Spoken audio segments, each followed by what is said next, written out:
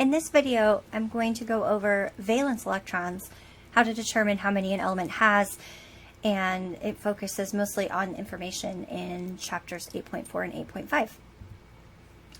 So when we're talking about valence electrons, what we're really saying is the electrons in the outermost energy levels. So we can actually abbreviate the electron configurations using the noble gas from the previous row.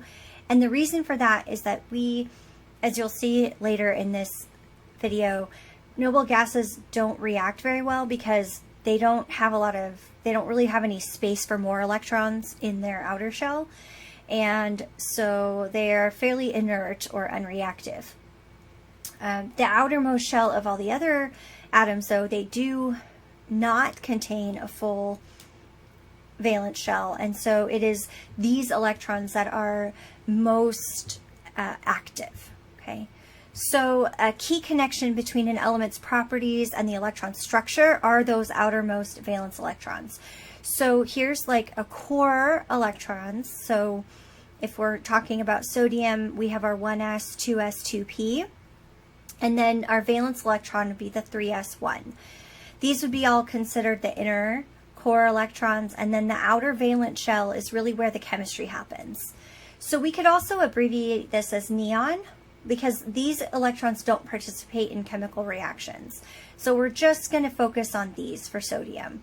And so there's one electron in the n equals 3, 1s, or the 3s sublevel, and the electrons in n equals 2 and n equals 1, those are considered core and they don't really react. So we can abbreviate that with neon. So how do we know how many valence electrons we have? Well, we look at the group number. Now, if you look at your periodic table in your book, you will see that you have two different numbers for all of the columns or periods, or or groups. So group 1, group 2, and then some of them start, this is 3, 4, 5, and so on to 18. And the other way is 1, 2, and then 3 through 8. You might also see these as 3A, 4A, 5A. So these elements in here, these transition elements, we'll talk about those more later. But when we're talking about the valence electrons, we're looking at the group number. So if you have elements 1 through 18, like I said, you've got 1A, 2A, and then you skip over to boron, 3A through 8A. So without writing an electron configuration, let's determine the number of valence electrons for chlorine. So we take a look at our periodic table. We know the inner electron configuration is going to be that of neon because it is the previous noble gas. And we look here and it's 1 away from the noble gas and it's in group 7. So it is going to have 7 valence electrons. So what about germanium? This is a little bit more difficult. So we want to look at our noble gas configuration. So that would be argon. And we would know that that is where the most, that's where our electrons are. So we have to look at how many electrons have been added after argon. Okay. And we see that we have 4. So remember 1A, 2A, 3A, 4A.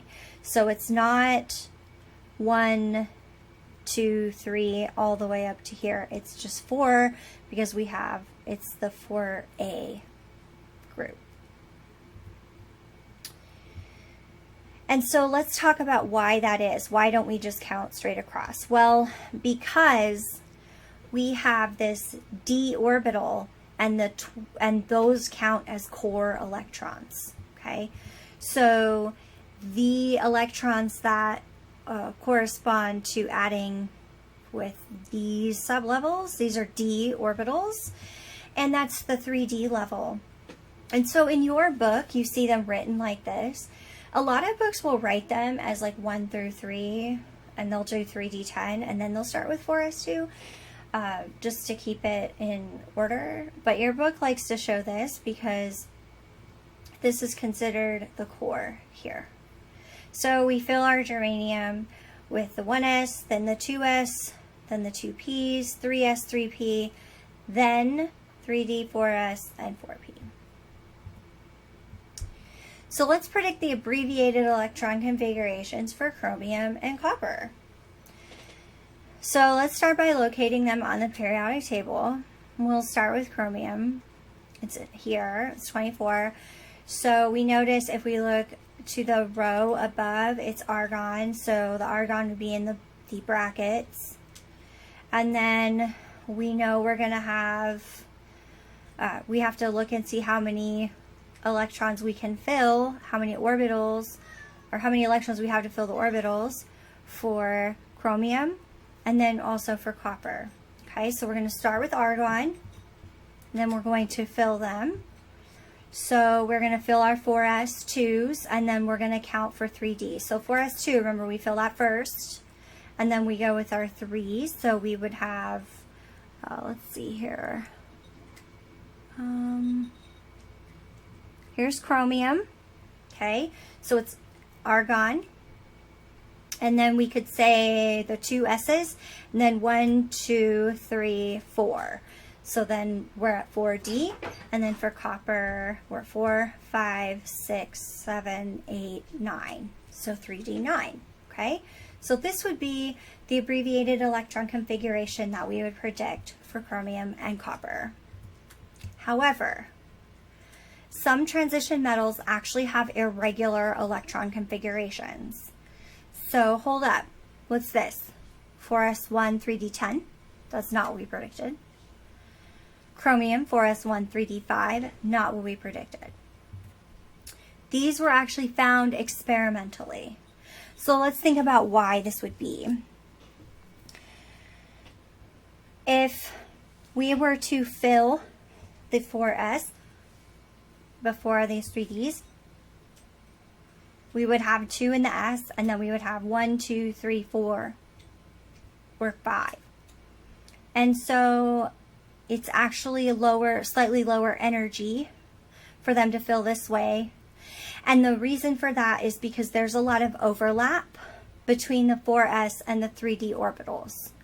So basically what we're seeing is their probability distribution maps have a lot of overlap. So like I said from the last lecture, imagine that you are out in the woods and you are hiking and you are lost. So you hit your GPS locator signal and it sends out a signal to search and rescue that is 500 square feet. You are somewhere in that 500 square feet. As they get closer and closer to you, their map is going to overlap, and then they're likely to find you when the two maps overlap. Same thing. The electron can't really tell the difference between the 4s and the 3d orbital at times because of this intense overlap. So it's not something that you can know just by looking at it. This is something that's actually experimentally determined. Again, we predicted this because we fill our 4s's first and then our d's. Turns out it doesn't work for this one. That's okay. This is, again, experimental. This is not something that you need to memorize or you would need to figure out on your own. So again, just the only thing you really need to know is that 4s and 3d orbitals are so close in energy that there's a lot of overlap here. Therefore, we need to be very careful at using only predicted models to determine where the electrons might be at any given time.